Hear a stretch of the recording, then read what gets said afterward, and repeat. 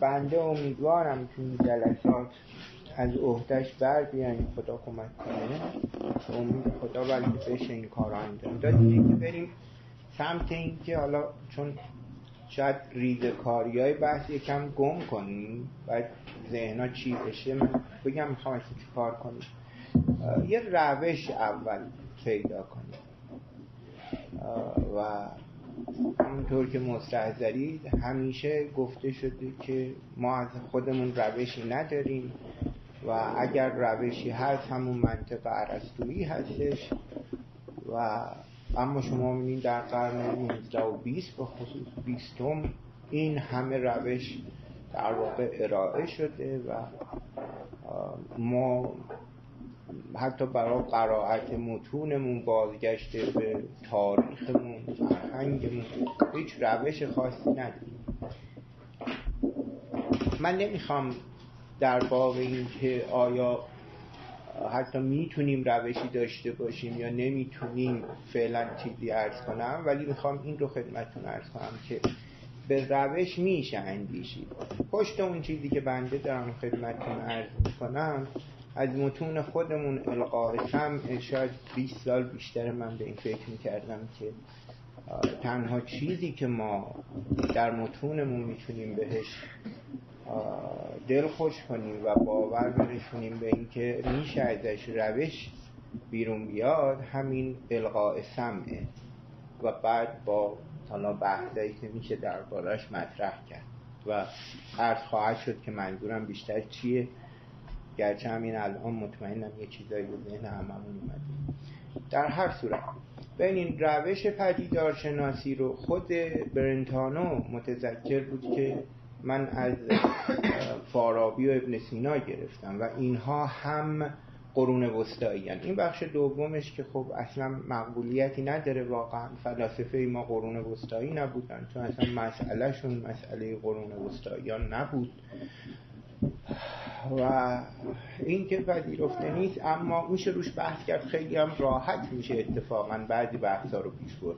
انقدر شواهد داره که اصلا لزومی نداره که تو این گونه جلسات ما وقت بخوایم براش بگذاریم. واقعا عرض میکنم بسیار بحث روشنی. حالا اگر از دوستان کسی فکر کرد که نه روشن نیست و باید روشن بشه که قرون وسطا نیست فلسفه ما و فرهنگ ما به خصوص، اون موقع بحث میکنم.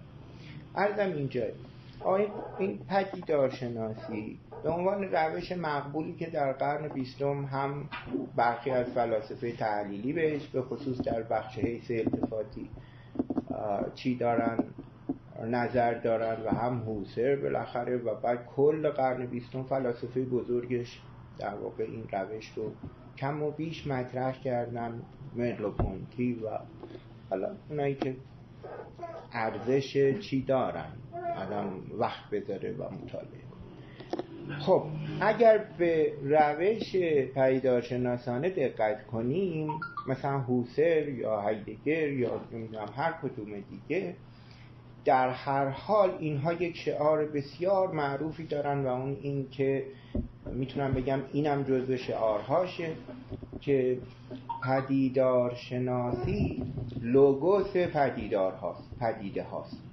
یعنی زبان پدیده هاست.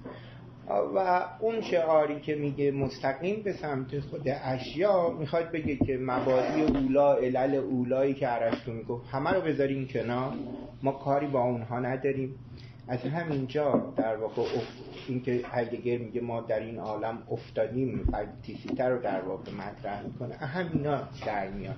خب مستقیم به سمت خود اشیا یعنی بحث علیت نباشه، اون فضای متافیزیکال رو دیگه باهاشون طورچی نداریم. البته هوسر جای استلزام منطقی رو میگذاره، ولی چیز دیگه میخوام خدمتتون عرض کنم.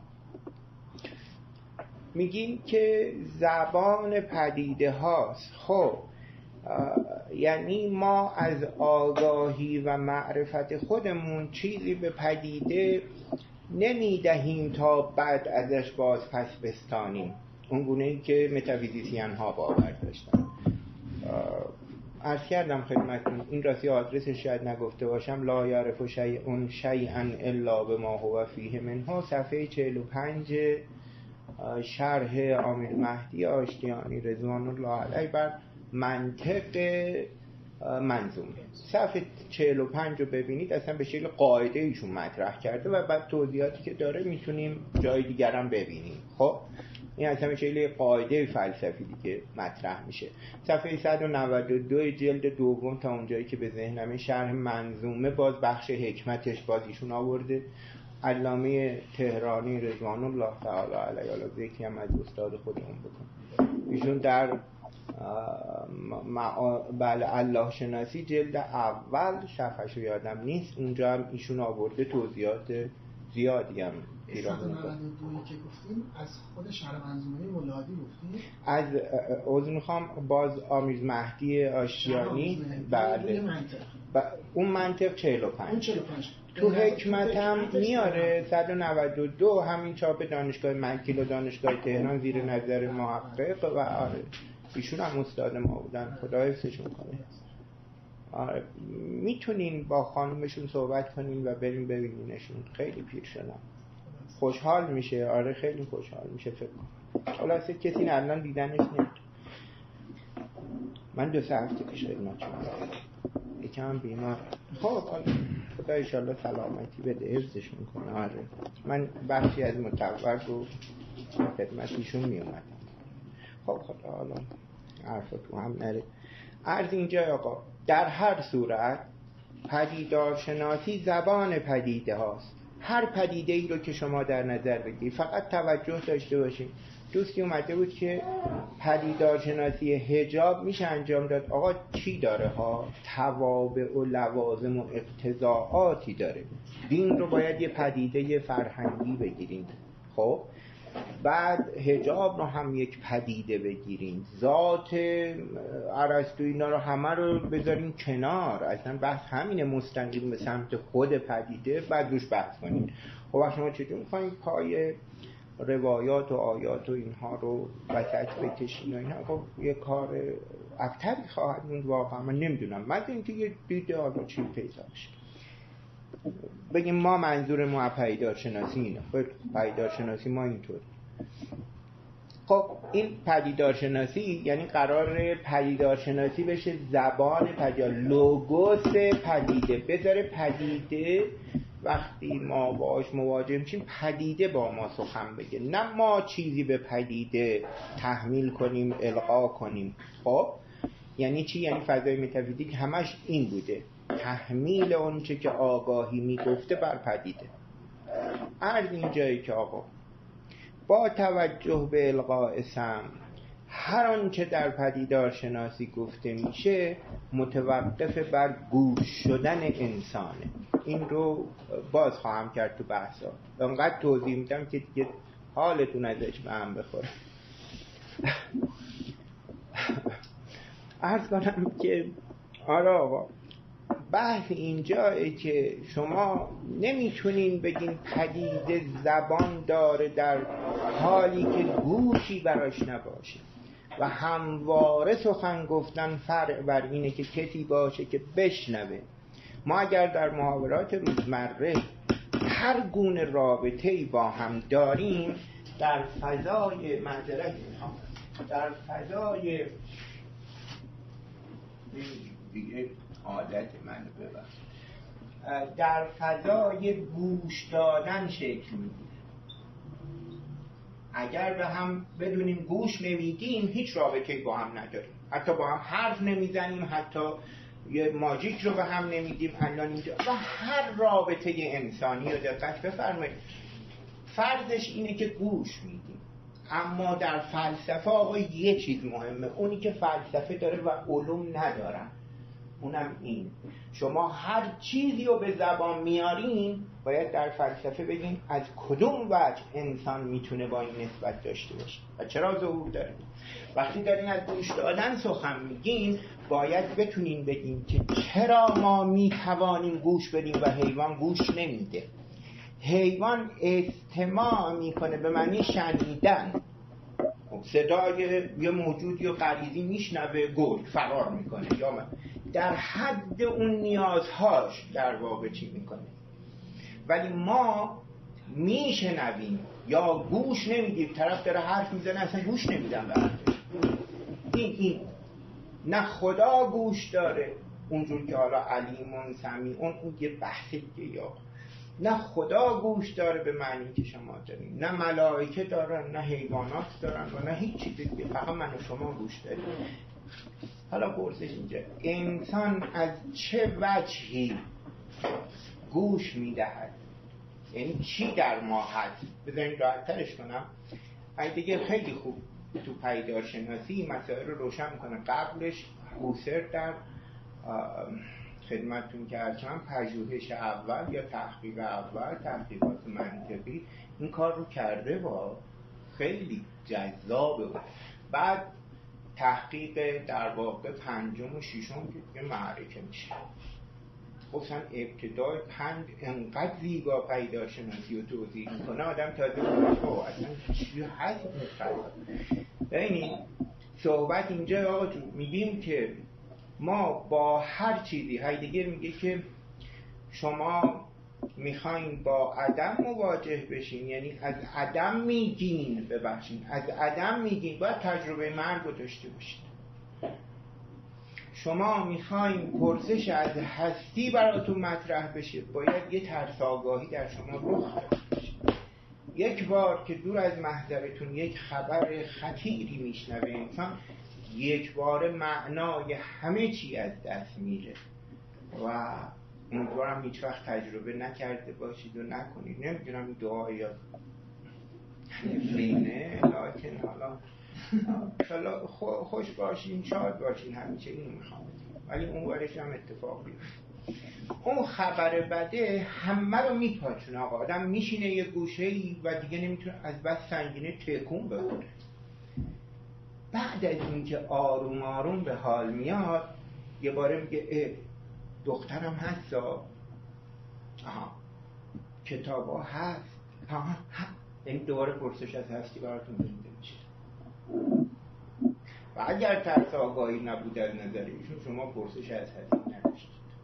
ولی هیچ موجودی ترس آگاهی میترسه، اون تو توهمه، در مرحله وهمه که اصلا ملبس اجرا مطرح نمیکنه. مثلا در هر صورت آقا اون چیزی که میخوام عرض کنم خدمتتون، ما وقت حرکتتون همیشه اینطور باشه آقا. بیاین رو مسائل روزمره everyday life از اون حرکت کنین، اون روابطتون، اون نمیدونم حالا اصطلاحاتی که بکام، اون رو ببینید از کدوم وجه داره در شما آشکار میشه. وقتی به بنیادش میرید مطمئناً با نامتناهی مواجه خواهید شد و در فضای فلسفه هستید. حالا فلسفه آقا لم کاره ها این لم کاره با بنده باشین. گوش دادن رو اما به جهت اونه که ما میتوانیم، امکان داره برامون گوش شویم. چون انسان میتونه گوش بشه گوش میده و این دو فرق دارن که توضیح خواهد شد. و الان هم میگم یه چیزایی تو ذهنتون حتما دوید و قبلا هم هست. ما گوش میشیم آقا. و از اونجایی که فلسفه آقا شما هرچی بگین دامن اجتماع و سیاست و همه رو میگیره، مطمئن باشید اگر گفتگو بین ما بخواد شکل بگیره راهی نداره جز این که بتونیم به هم گوش بدیم. انسانی که حرف میزنه قبلش باید شنیده باشه. کسی که نشنیده چرت و پرت میگه، پرت و پلا میگه. و پیش خواهیم رفت و باز مضمون یک روایت، البته دیگه براتون نمیگم که از کدوم روایت و اینو، فقط بدون کارا بنده اینجوری میاد. بعد از این که گوش میدیم خاموش بشیم. اصلا بیاین آیه قرآن رو بخونیم، جمعمون یه جمعیه که کسی یقین منو نمیگیره چرا تو بحث فلسفه یاد میارم. معید باشیم. یه دیگه فرض بعد که گوش میدیم خاموش میشیم. الان ببینیم فاذا قرئ القرآن فاستمعوا له فانصتوا لعلکم ترحمون. تا گوش نشید خاموش نمیشید. و این تازه در پایانه که قربت رخ میده. و وقت بحث عرض خواهم کرد که چگونه با قربت نسبت داره و چگونه القاء سم میتونه روش باشه و اتفاقا مقدم بر پدیدارشناسی باید بحث میشد و در هیچ کدوم اینها بحث نشده و خدمتتون عرض خواهد شد. یعنی اینهایی که قرار بوده مباحثه بشه و بعد متن میارم خدمتتون، انشالله میخونیم با هم بحث میکنیم تا روشن بشه که انسان چون نامتناهی رو باهاش نسبت داره تناهی میفهمه، نه چون هایدگر چون تناهی میفهمه به استعلا رو میاره. انسان اصلا از خود به در هست آقا، بعدن کشیده شده تو خود، یعنی تو همین زندگی، نه یعنی تو همین چند سالی که زندگی کردیم به این وضع میافتیم هر کدوم. و الا انسان اولین برخورداش با نامتناهیه. عرض خواهد شد چجور بعد بحث سفر رو پیش میکشم و بعد دیگه جمعش میکنم. این کلیت اون چیزیه بوده که قرار بوده خدمتتون تقدیم بشه. تونستم یه کلیتی بگم اونقدری که حالا تو بحث که میرم گم نشیم، یادم نگه خب بالاخره چرا این هیدون اینش داره وای میسه یا رو اونش، بحث کنیم تا روشن بشه. اما من یه چیزی رو الان میام خدمتتون آقا محمد هستم. آقای دکتر سوال کرده بودن، خوب شد یادم افتاد. راجع به مصباح الهدایه من نگاه کردم آقا، بحث بسیار میتونه دقیق بشه، فقط یک نکته رو بهش دقت داشته باشیم. من الان میام چون سوالشون مقدم بود. ببینید آقا، وقتی میگیم قاب قوسین و ادنا بفرمایید. چای هست. تموم شده.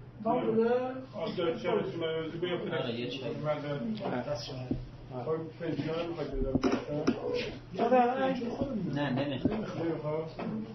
بکنم یه فنجون دیگه من بیارید. یه فنجون من آقای معذرت میخوام آقا عزم میخوام. این آقا علی رضایی قاب قوسین او ادناش رو مرحوم امام چی انسان میگیره، مقام بالاتری از قاب قوسین و لذا بین ادنا رو انسان میگیره، انسان دیگه. ادنا از قاب قوسین بالاتری.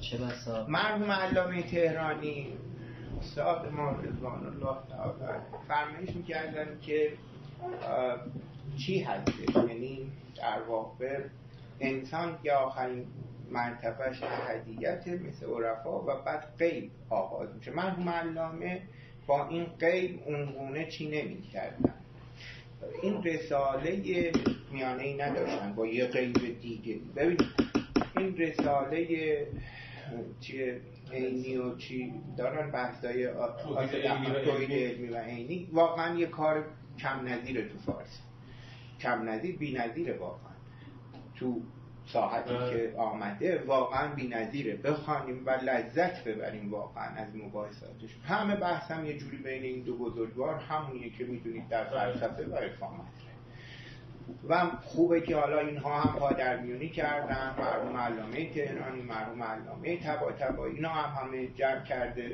زحمت کشیدن استادنا و این کار رو به، البته من به خیلی جوانی رفتم، شاید ستم باشه بگم استادمون، ولی خب ایشون بنده رو شاگرد خطاب کردن و لذا این اجازه دارم عرض کنم که خدمتتون. آره خب این بحث ریشه همه بحث‌های عرفانه. آقا ببینیم حضرت ختم مرتبت فرمودن چی؟ من 2 سال از خدا کوچکترم، یعنی این احدیت. مرحوم علامه تهرانی میفرمودن که قاب قوسین او ادنا یعنی هو را میبیند دیگه، در او ادنا دیگه فنای ذات را رخ میده. خب فلسفه همواره به شما خواهد گفت که یعنی چی فنای ذات؟ یعنی ذات تمام میشه، برداشته میشه. اینجا یه گیر و گوریه که آیا برداشته میشه یعنی آقا اون چی که از فنا میتونم خدمتتون عرض کنم این هستش که ببینید حتی فنای در ذات. ببینید من به عنوان یک انسان کامل در مقابل درختی نیستم. یه برگه این درخت رو در نظر بگیرید، از اون جایی که ذره ذره این هستی به وحدت شخصیه وجود که گفتم خدمتون ابن عربی این اصطلاح رو نداره، همه وجود رو در خودش داره. وقتی من دارم این برگ رو میبینم نکته اینجاست، در این برگ خودم هم هستم. پس هستی داره هستی رو میبینم. تمام شد. این همون قاعده که آقا میزنیتی گفتن، این اون قاعده که اونم همینه؟ این اونم میخواد همینو بگه. از یک بود همینه. از بعد فلسفیش اینه که ما یه چیزی به اینا میدیم و بعد میگیریم، یعنی عقل فعال میدیم. ولی از جانب رفا میاد. درست میفهم؟ درست شد. این نکته چیه ها؟ این به این راحتی درست نمیشه. این فنایی که میگن همینطور که عرض شد خدمتتون، برای تقریبه بزن یک برگ رو در نظر بگیرید.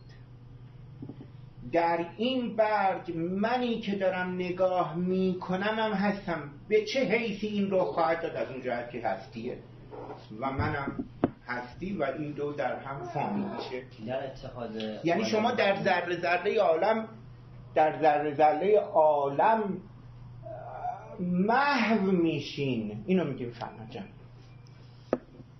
مثلا یه چیزی بپرسم فکر کنم بلا موضوعش می‌خواستم اتحاد عالم و معلومه. همطوره. اونا خب توی مراتب خیلی پایین‌تر.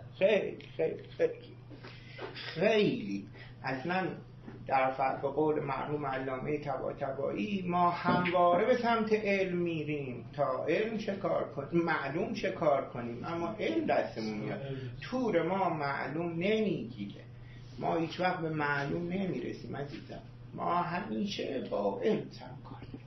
شما وقتی الان یه چیزی رو میبینید در اتحاد عاقل و معقول اینجوره، علم در نفس ما که خارجیت داره پیدا میشه، سایه‌ای از علم بر صفحه یا نشأه نفس میفته. لذا میگم وجود ذلی. شنیدین دیگه، میگم وجود ذلی، فعلی و همه اینایی که میگن. سایه علم در وجود ذهنی در اتحاد عاقل و معقول خود علمه. حرف محقق دعوانی منتها خب با تفسیر سهل. درسته آقا؟ چون اینو چی میگه؟ حاجی میگه، مرحوم حاجی میگه حرف خوب، ولی خب با این تفسیری که ما میگیم درست میشه. آقا این احدیت مقام اندماج و اندماج اسما و صفات، اسما و صفات، هیچ تفسیری وجود نداره و لذا به یه معنا ابهام داره. اصلا نمیدونیم چیه که همه اسما و صفات یه جا به لوگوس نمیگیم gathering together، جمعه، مقام جمعه. به واحدیت که میرسه این به فیض اقدس فکر کنیم نسیمی میاد و این در واحدیت شکوفا میشه علم خدا، اعیان ثابته، ماهیات از نظر فلاسفه، اعیان ثابته پیدا میشه. بعد اینها در عالم کون پیدا میشن که برخلاف فلاسفه اینها میگن کون و کائنات چون یه وجود موجوده، اونم فقط حق به وحدت شخصی وجود، نمیتونن به من و شما بگن موجود و وجود دارید، میگن شما نسبت با وجود دارید. به تعبیر محقق دعوانی یا اینکه ثانیت ما یراه الاحول، یعنی نقش دومین چشم احول باشد. اینجوری که میکنید چون اصلا احول ظاهرا پزشک میگفت وجود نداره، اینجوری که میکنید دو سه تا عکس میشه، اونو دارید میبینید که اون کنید اینو. خب این تا اینجا که هیچی. این احدیت از نظر صدرالمتعلقین خداه. در مجلد ششم اثار از این 9 جلدی ها و آغاز مجلد دوم از این 2 جلدی های طبع قدیم که ما داریم، اونجا سلام علیکم شما زحمت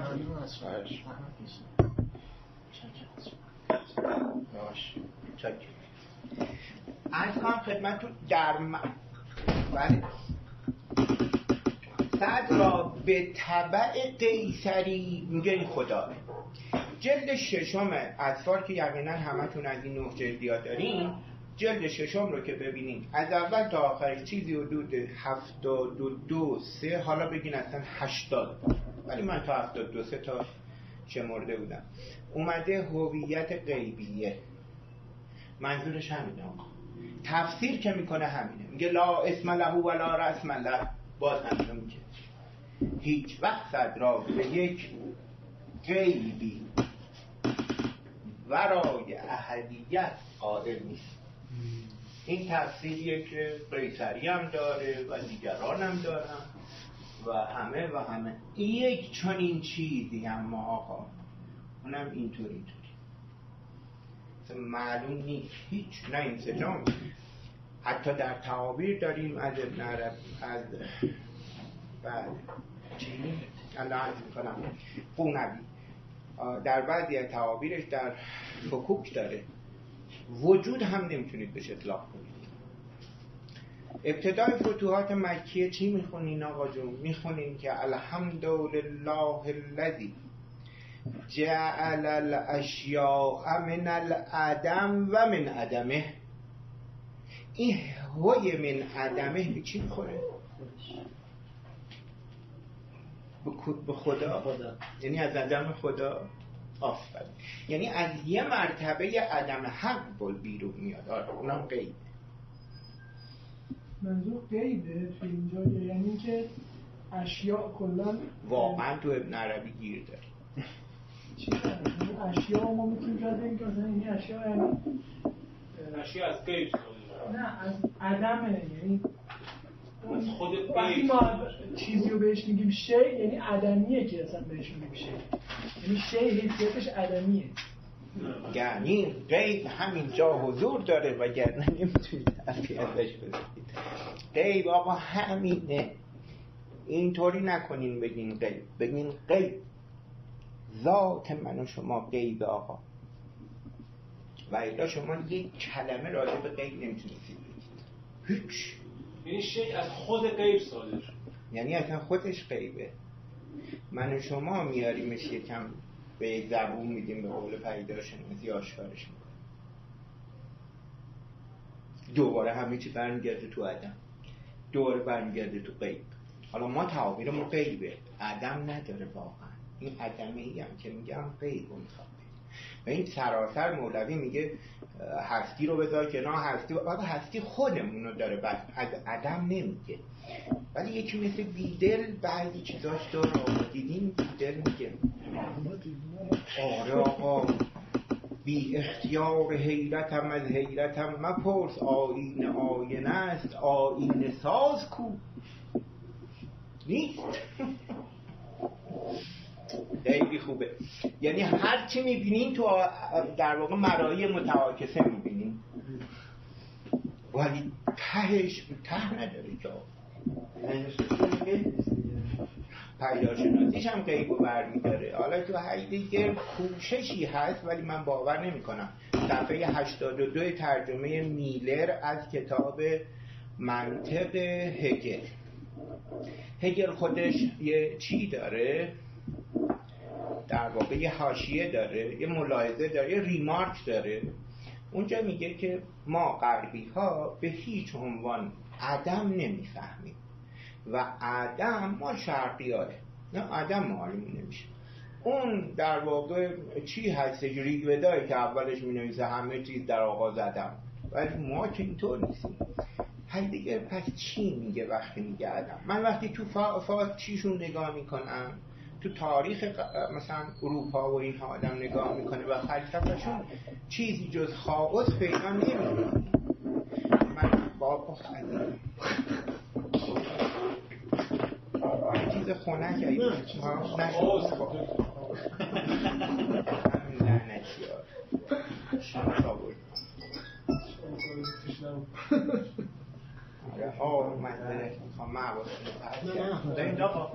اون کیوس یا خاص به خود یونانی در واقع هم یه چیزی اگه بخوایم مثلا با بومیش بکنیم که نباید بکنیم هم احدیت مثلا شاید اون یه جور بناشو به خلاصه ترجمه دقیقش بناشو. حاویه میگه فردی. بله، حاویه اصلا خودشه واقعا.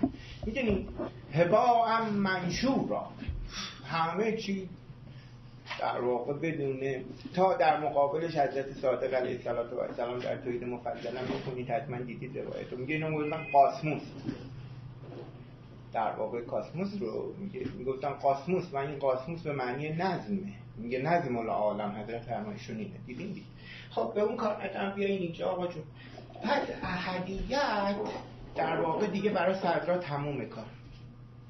صدرایی که انسانش به حرکت جوهری در واقع انسان میشه و به سمت تجرد حرکت میکنه و هستی براش نهایتاً به احدیت میرسه، نمیتونه عرفان گفته باشه، نمیتونه. بنابراین صدرا به هیچ عنوان عرفان نگفته. آقا پاره ای از فرمایشاتش که حدود 3-4 تا بند مهم مجلد اول این 2 جلدی ها عطل میکنم هست از عرفانه، ولی شؤون رو باز هم شما نمیتونید از دایره در واقع چی خارج کنید، تشکیک خارج کنید. ایشون میگه حقیقت هستی مشککه و نمیشه. من یه موقع این رو دیدین آدم با یه حدسی بعضی موقع به یه چیزی میرسه. هر جا میگفتم اون تو جوونینا به خصوص همه رد میکرد، یعنی میگفتن خب حالا دلیل مرحوم آیت الله استاد آقای مصباح رضوان الله علیه که واقعا غیبتش مشهور، آقای مصباح میفرمودن ای جانم پیدا کردم صفحه 162 فکر کنم جلد 8 شرح اطوارشون. ایشون هم میگه به هیچ عنوان صدرا نمیتونه تشعن رو مثل عرفا تفسیر کنه، چون علت از متافیزیک بگیرید آقا جمع میشه. حالا علت رو بگید اصلا تأثیر و تأثیره، مثل هگل دیالکتیکال ببینید، هر چی باید علت باشه. اصلا رو این بنا میکنه. حتی استلزام منطقی خود هوسرش هم از فضای متافیزیک خارج باید یه چیزی باشه روش وایسه. آقا نمیتونید که صحبت کنید که همه استدلالاتون از هم میپاشه. برهان نمیتونید بیاید، چون برهان خودش چیه دیگه نیست، علته و الا نمیتونید حرف بزنید. دست کم دلیل، دست کم استلزام، دست کم همین. آقا اون قول چی در قاعده فرعیت، حالا حرفا تو هم تو پرانتز، قول تشتکی، این که قاعده فرعی استلزامه با این حرف پیداشناسه خیلی خوب فهم میشه. واقعا حرف قشنگی زده، روش دقتی بفرمایید. منطقتون خیلی جالب میشه برای صدرا بخواید اگر منطق به دست بدید و این دغدغه ها رو داشته باشید. واحدیت آقا شد علم، احدیت شد حق از نظر اینها. این با فضای عرفان، اونی که صدرا میگه جهله صوفیه و اینا، اونا عارفترین عرفان. میخوام خب این، ولی این دیگه نمیشه حرفی ازش. این اصلا فقط علامت سوال آقا. لکن واقع مطلب اینه که میخوایم از این صحبت کنیم بی اون که بخوایم در واقع مفهومش کنیم یا فکر و دنبال اینیم با گوش شدن. خب اما فرمایشی که آیه شد مرحوم امام جانم بگیم حرفتون بگیم. من حرفم آیه شریفه هو الله احد چیکارش کنم؟ اون احد ذاتیه، یه معنیش به خود مقام غیبیه. این رو عرفا میگن دیگه. عرفا میگن در واقع اون چی که در قرآن اومده الله صفاتیه جز قل هو الله احد. این که امیرالمومنین هم در رکعت اول هم در رکعت دوم میگن همیشه قل هو الله میخوندن و نه سوره دیگه‌ای، میگن به این جهت عرفا میگن. هیچی نمیگه، میگه قل هو الله احد، ما الله ذاتیه. اینا دیگه همه صفاتی آقا. حقیقت محمدی صلی الله علیه و سلم هم در واقع همین در رأس این قرار میگیره که میشه احدیت دیگه. از عرفا هم حتی کسی بالاتر از این نگفته که مرحوم امام گفته، من ندیدم. بله ولی تو راست حرکت جوهری که شما اشاره فرمودید که سرشون در عرفان نیست، نه ارزم بود که اینو گذاشته کنار اینکه صدرشون تا احدیت میده از اون بر حرکت جوهری نمیتونه ارفان بگه که حرکت جوهری اینجا گذاشتید یعنی نوع نگاهش به انسان شناسی، نوع نگاهش به هستی شناسی، این دو. آره میخوام بگم که تو حرکت جوهری چه چیزی رو شما اینکه یه نحوی رابطه و یه نحوی بله در عرفان انسان رو در واقع هرچی آقا این نکته فوق العاده مهمه با پرسشی که آقا کردم خدمتتون عرض کنم. ذات و صفات در حرکت جوهری یکی خواهند شد و در فلسفه صدرا عینیت ذات و صفات رو مطرح میکنیم با همه پیچیدگی‌هایی که داره و بنده قبول داره.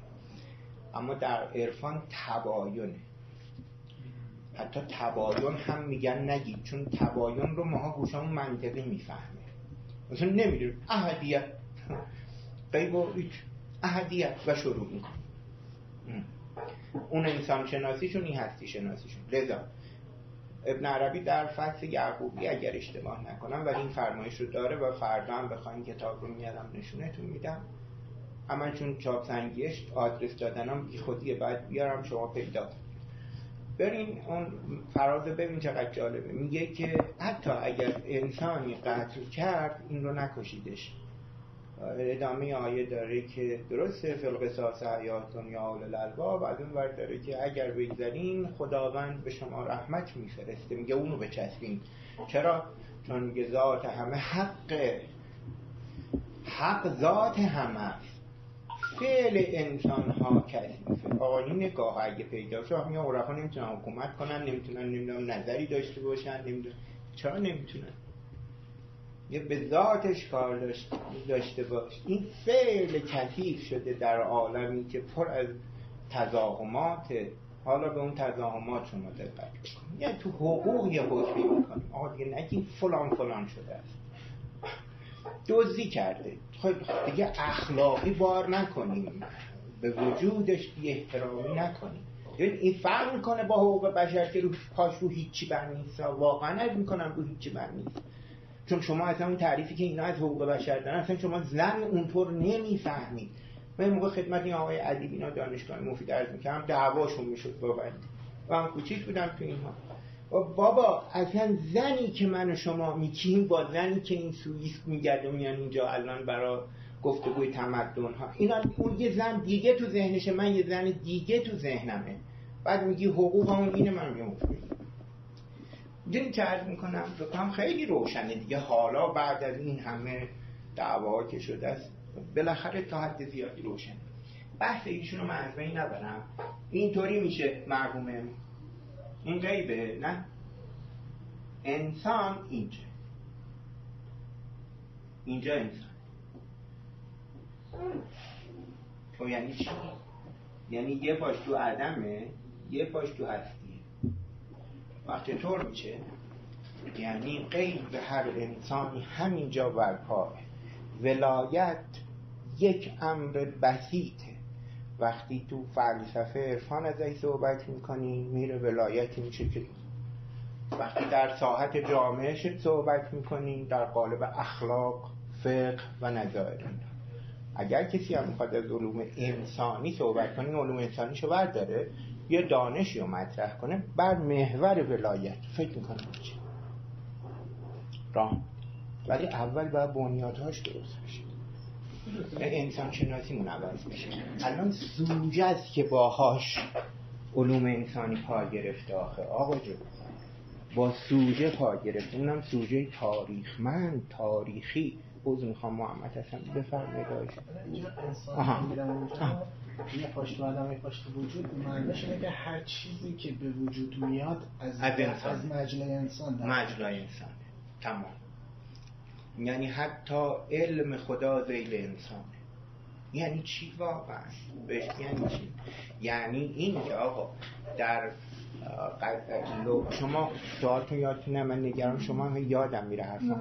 ببینین ما در باب احکام میگیم که یا در واقع قول به تخطئه داریم یا قول به تصویب معتزلی، تصویب اشعری. یک قول اینطور خواهد شد که واقعی برای احکام وجود نداره، اما وقتی ولی میگه میشه واقع و امام باید اینطور بگم، راهی نداره.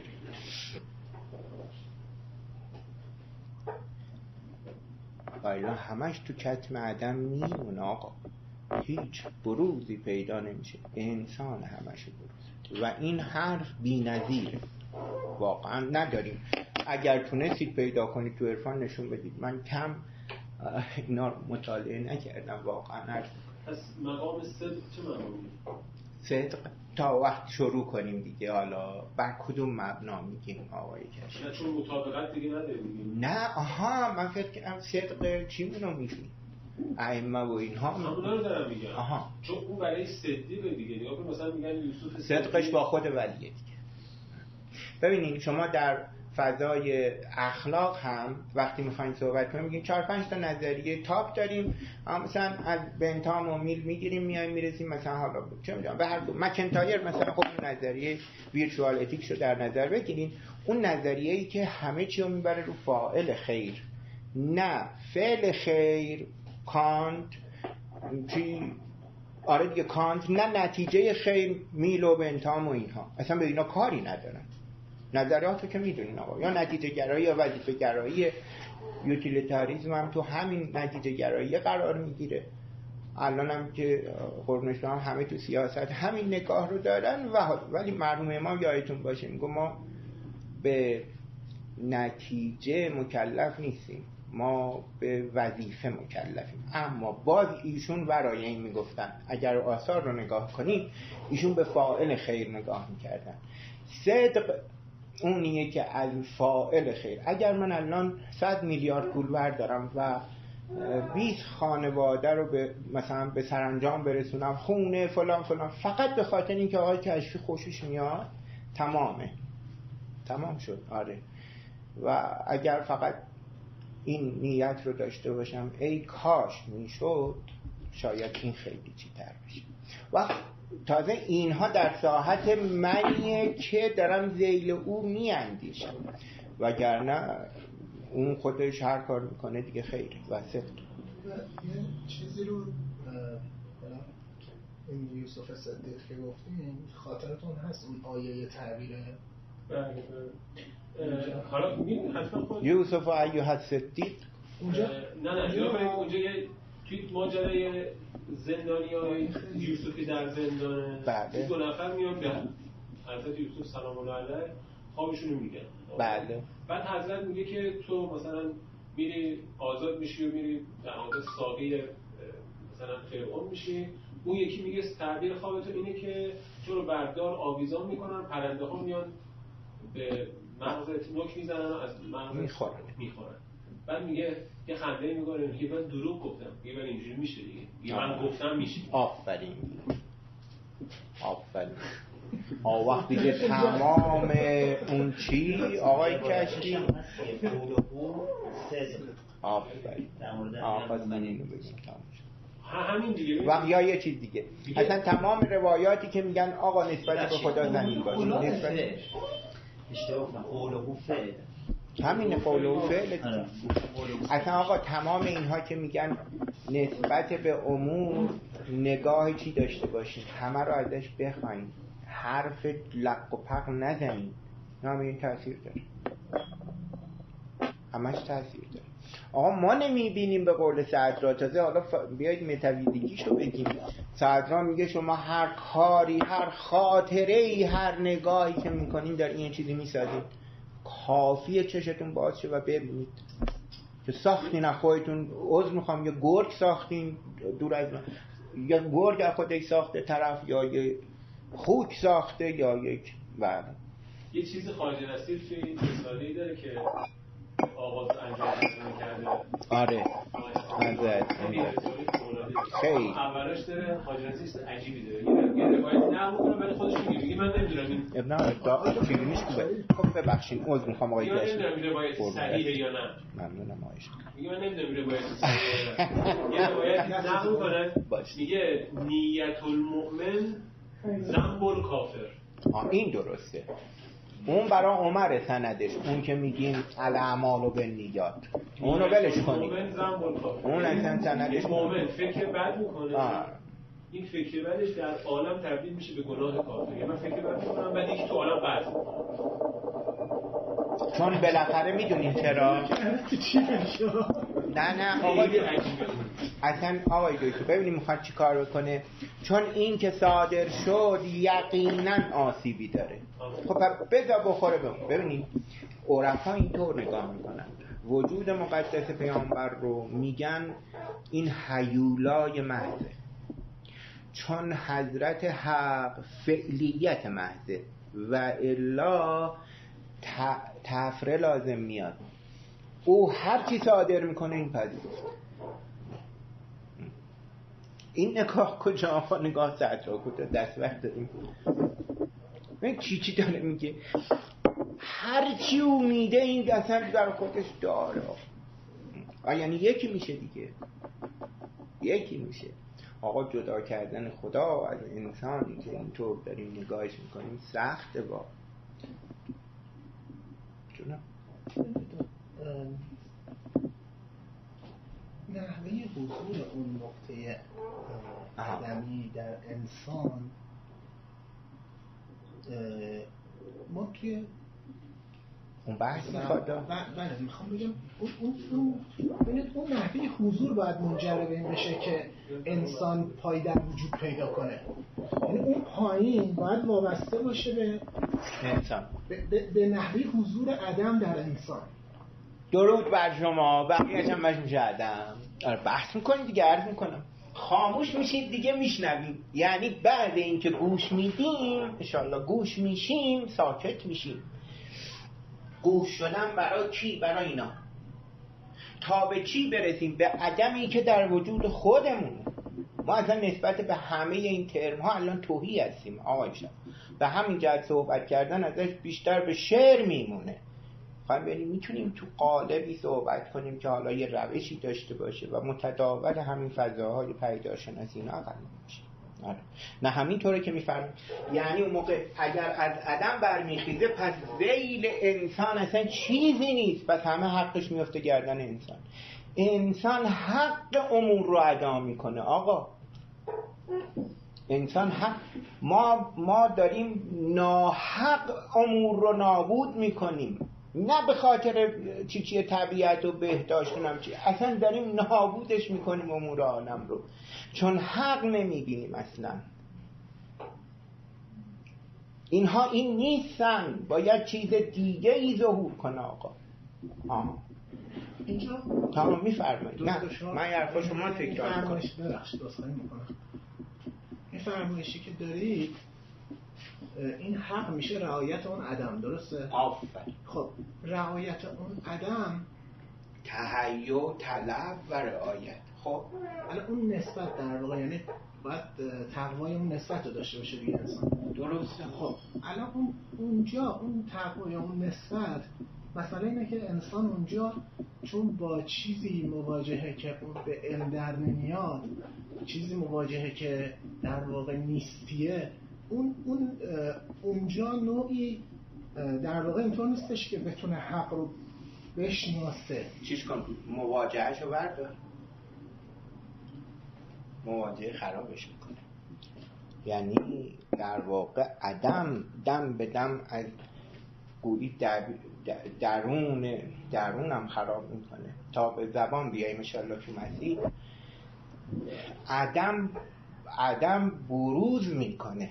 عدم عدمت به قولی. حالا اینو اقلا یاد داده، حالا به این قدر آدم این فاشیست نمیده. عدم باید غیب بشنویم دیگه. غیب بشنویم. آفرین. خب داره درست میشه آقا، کار من بود. البته مسیح رو میریم تا ببینیم کجاش میشه انقل تو قول کرد و بحث کرد. این جور که فرمودن درسته، عدم می عدمت یا به قول شما غیب می غیبت.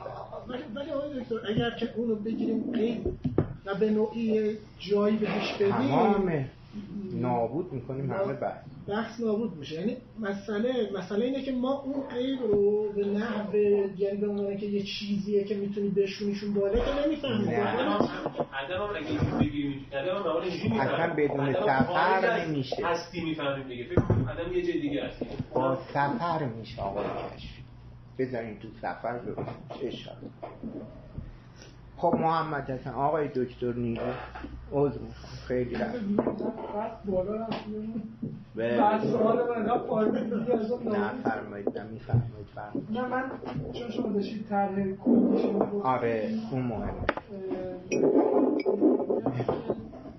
شما خب جلسه قبل دو تا مقدمه در واقع گفتید من میخوام 3 تا مقدمه متافیزیک آره یکی متافیزیک رو گفتید یکی نسبت ما به غرب رو گفتید یکی که گفتم ما غرب آره یکی هم بحث ادب رو خب ما بحث ادب نیست آره خب از همینجا شروع آره این احساس می‌کنم یادت بحث ادب داره ولی همین اینو تا این پیاده نشه درست نمیشه آقا محمد چطور آقا گفتم خدمتتون هگل میگفت بابا شما اینو مفهومش رو دارین دیگارم هستش خیلی بالا گرفت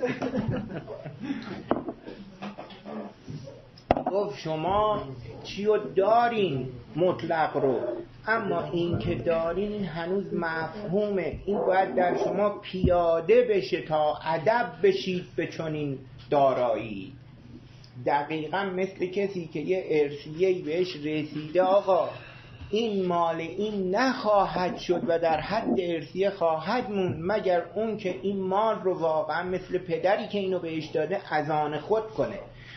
این رخدادی که میگیم از آن خود کننده یعنی در من پیاده بشه من مؤدب بشم به عدم مؤدب بشم به غیب مؤدب بشم به فتوت انشاءالله خدا روزی و قربت و همه اون چیزهایی که درش راجع به حضرت پیامبر اینقدر میتونم خدمتتون یه چیزایی بگم که ببینید از هر کدومش واقعا چه چیزایی میتونه در بیاد ولی به مرور میترسم بشه شکل خطابه بذاریم نشه گرچه با ما مهم اینه که حرف رو فهم کنیم واقعا خطابم کمکم کنیم من نوکرشم خطابه کمک او تصرف میکرد ای کاش یکی مثل ایشون داشتیم یه اشاره میکرد آدم زیر و رو میشد ای کاش و هزار کاش خیلی داره و حتما پدر صاحبمون در بیاد سلوکی باشه حال مرحال صحبت ایشون شد مرحوم علامه تهرانی میفهمید خب معلومه یکی که بهش گوشه چشم شد آقا اون راه رفته اقلا 100 کیلومتر شما جلوتر ولی شما باید بلند شی نماز شب که بخونید بین الطلوع این بیدار باشید این راهی نداره و همینه دیگه و برید پوست کنده بشه آخرش هم معلوم نشه برسید لذا میگن یا مجذوب سالک یا سالک مجذوب دیگه اینا بلدید این چطور در هر صورت خب من یه پیشنهادی خدمت آقای دکتر دادم برای اینکه کنار مباحثاتی که میکنیم حال داشته باشین بعضی از متون رو بحث کنیم با یعنی دوستان خودشون بحث کنن بندم هر کجاش که من فکر کنم یه بحثی داره من عرض میکنم شما هم بحث کنیم با هم مثلا یکی از اون چیزایی که گفتم رساله فوسیس هایدگر هستش که در ارسطو کتاب طبیعت بی رو در واقع چی کرده شرح کرده فوق‌العاده است برای اینکه فضای خودمون رو بیشتر بفهمیم یه حلقه ثالثه شهید صدر رو اگر بتونید تون بخونید که خیلی کمکتون میکنه نه حاضرم حتی من خط به خط هم خدمتتون قرائت کنیم و بحثش کنیم و 3 متن فصوص الحکم و فعلا تا بعد آدم ببینه باید چی کار کنه. من باورم اینه که پیداشناسی رو خب الان دارم البته یقین حسی رو واقعش شرحی برش می نویسیم با یکی از دوستان دکتر ساعتچی از اساتید دانشگاه تهران شرحی یعنی بنده یه چیزایی عرض میکنم میشون ضبط میکنه پیاده میکنه و بخواد کتابش کنه نمیدونم بشه نشه اقلا میتونم نوارا رو که خدمتتون تقدیم کنم میتونیم پدیدارشناسی رو، میتونیم آثار خودمون رو، هر کدوم رو که علاقه‌مند باشیم، اما باورم اینه فوسیس رو و یک کمی اصول فقه و یک کمی هم عرفان رو بخوانیم. فوسیس به صورت مثلا تو مجموعه آثار باید نگاه کنیم، یعنی درس گفتار میده.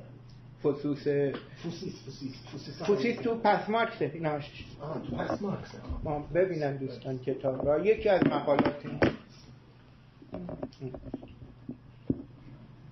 بعد یه بخشی از کار رو آقا اگر باز موافق باشید یا حالا من میشنوم فرمایشاتتون رو، آثار کسانی که در علوم انسانی نظری دارن، هر کی فکر میکنه که یکی نظری داره در این زمینه تو ما بحث بشه و یه خروجی داشته باشه، فکر میکنم این بسیار مقتنمه. من نظر ایشون رو در حد 17-20 صفحه نگاه کردم و کتاب بر آقای دکتر آقای خطیش هم کردم. برای آقای دکتر نجفی انگاری تعالی. یعنی هم میگو آقوره فلزی باید باشون دعوا کنیم، ولی خب رئیسه باید اونورم هرچی ایشون بگن هم. من این روزا خانواده تیبو رو میخونم بچه، خیلی خواندنی ها. این یکی چی میشه؟ اساس اون خیلی مقاله مهمیه. خب اون فوسیس ترجمه نشده، گفتم اینجوری باشه اول ترجمه شده. اون آقای بادیان ترجمه کرده چیو تروس رو. آره پلیتوس داکترین آن تروس، اون رو مرحوم آقای دکتر بادیان و 2-3 تا دیگه هم بچه‌ها هم گفتن ترجمه شده. نه تو دوستان نگفتم، گراوند گفتم. اساس اف گراوند. اون رو من ترجمه کردم. ترجمه کردم، منتشر نکردی؟ نه کی بود گفت ترجمه شده، منم دیگه ترجمه نکردم. الکی میگن دکتر. ما داشتیم یه کتاب ترجمه کردیم، گفتن فلانی داره ترجمه کنه، نکردیم 7 سال منتظر وایسادیم دیدیم و الا باور کنین آقای دکتر، من این رو سال 81 و 2 برای خودمون ترجمه کردم، بعد مرحوم آقای بادیان تمام اشکالاتش رو تقریبا رفع کرد. خودش دارم پیدا کنم. یعنی خودتون پیشنهاد من یه ترجمه پدیدارشناسی روح دارم آقای شد. چقدر داشته ترجمه کنم؟ تمام پدیدارشناسی جدم به روح پدیدارشناسی و تقریبا چهارشنبه‌ها که میمدم خدمت دوستان تقریبا جایش نیست که ایشون نظر ندادن و اصلاح نکردن. یعنی با اشراف آقای عبادیان ترجمه کردیم پدیدارشناسی. ایشون ترجمه کرد و بعد منو میدید گفت بیا یکم چیشو رو آلمانی کنی. خیلی خوب بود. این همه ترجمه شده. خوب ترجمه نشده. اینقدر از من خوبه خدا میدونه آقای کشف. اصلا کسی آلمانی بدونه میدونه چقدر خوبه. خب چرا در نمیدونه؟ چه بخون جد.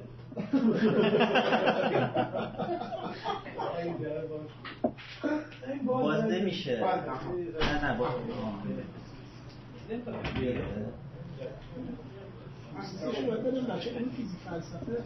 الان ما اینجا به نظر اینو یه چیزی کنیم. من بهتون میگم اگه چیزی خوب یه جلسه مجموعی بذاریم. آقا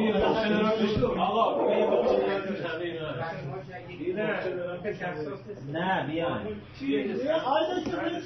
ما استفاده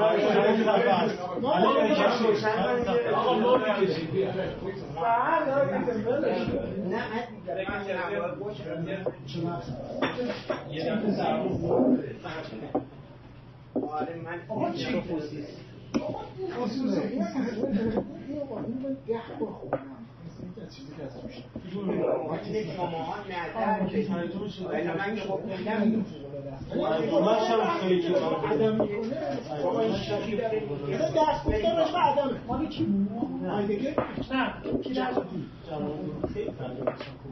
نه هرجا شده مقدمه ها شد که نمیزی بود خود ترجمه شد کلا کردم آقا نه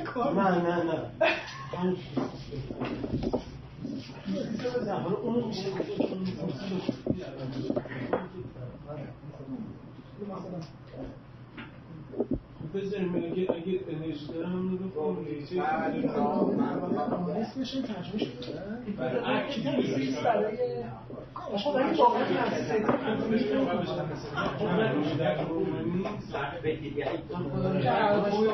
آقا نامه درباره اومانیسم که ترجمه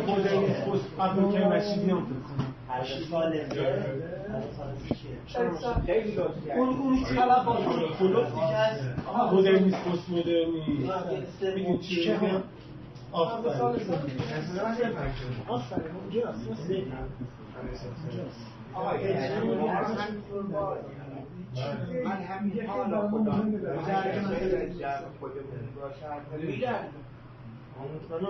صدا می‌دارد من تو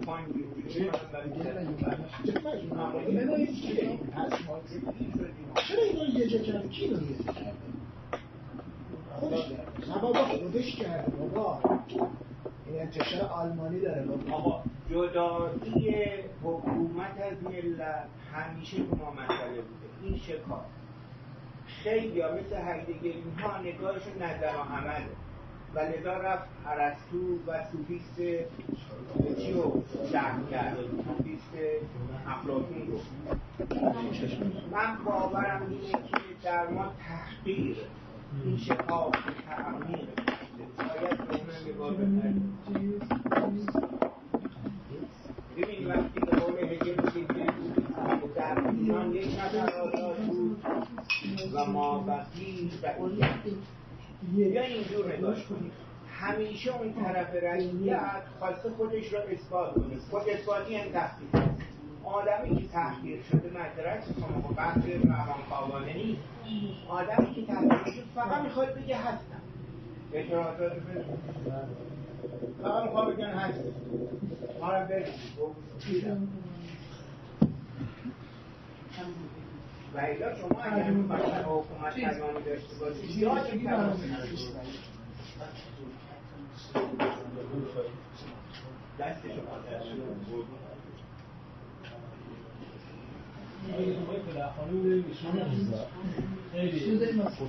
صدرا احدیت خدا یه درسی که هم امروز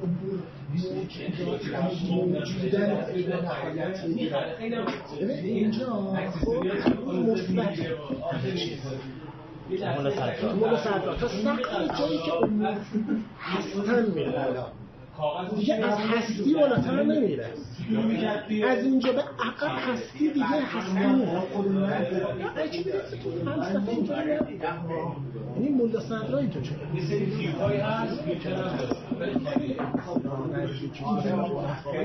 میکنم تقصیر اصلی ابن سیناست. یعنی ابن سینا عدم وجود از جدا کرد. اون میشه تو خودش اگر مثلا ذات تو هستی حالا مخلی تو داره یعنی معنی ته اشیا به چی میخوره قدران ته همه چیز آخرش میخوره وجود. یعنی آخرین چیزی که تو بشونه بهش اشاره کنی یه وجود بسیطه که میشه اون احدیت. اون جلسه دکتر نجفی افتاد سه‌شنبه کسی من خیلی کار سختم.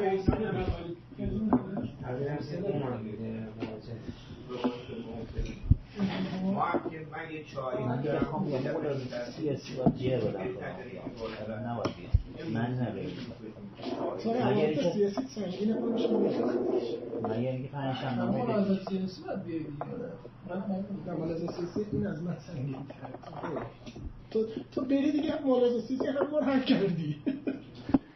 آقای دکتر داری فرمایش کردن نه که و من ایرانی اونها امروز نه هفته پیش من ایرانی حرفی که زده بود چی بود دکتر؟ خدای حفظش کنه. تو اردیبهشت جلسه داشتیم بر همین چیا آثار و اینها آقای سلیمانش مج بود، آقای بودن چند اینایی که هستن، آقای کلباسی اشتری قرار کرده نمیدونم چرا من کردم؟ که چرا آقای ضبط میکنی همه ابن اصلا حرف خاصی نیست. میگفت نه عزیزم، میگفت که چون آقای عبدالکریمی رو آقای دکتر برای چی کرده آره نمیام. کی گفتم؟ آقای کلباسی. ولی خب هست بود یه موقعی ولی دیگه نمیاد. چه موقع؟ کجا؟ با خود که داوری و همین دوستان بودن. شما چرا دیدید؟ تو آتا پس اومدیم جلسه 3 جلسه نیومد. 3 جلسه شما میدونم نیومد. البته جلسه راست میگه، جلسه رسمی ولی این نبود. همین